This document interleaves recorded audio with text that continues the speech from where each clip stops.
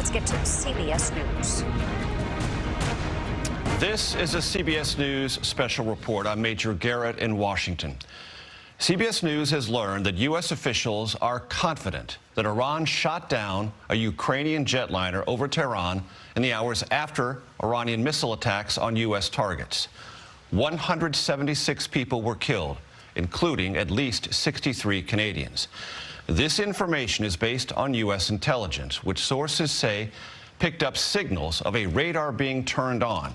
U.S. satellites, we are told, also detected 2 surface-to-air missile launches, which happened shortly before the plane exploded. Chris Van Cleve covers transportation for CBS News. Chris, tell us more about this intelligence. Well, Major, initially it is shaping up that this is a mistake. The plane was not knowingly targeted, that it was a commercial airliner, but it appears that Iranians targeted it with a surface-to-air missile.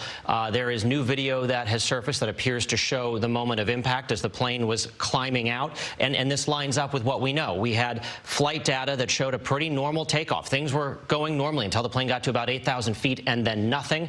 That lines up with a sudden catastrophic event like a missile strike.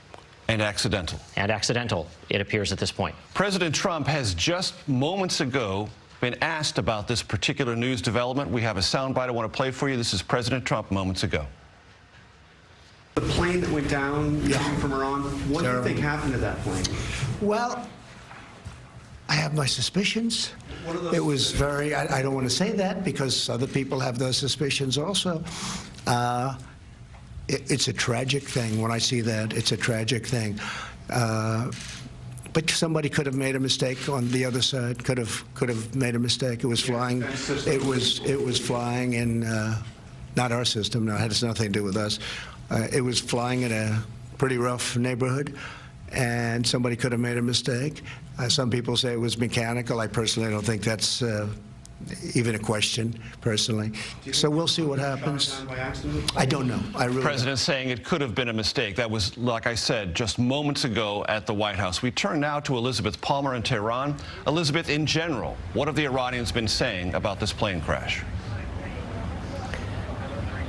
Well, the story broke not long ago. It's the eve of the weekend here, and so there was a period of silence, and then suddenly, just a couple of minutes ago, the head of the Civil Aviation Authority has publicly come out and said that's simply not true. The Iranian Revolutionary Guard affiliated website has furthermore said this is a conspiracy that's being cooked up by the opposition and Iran's enemies.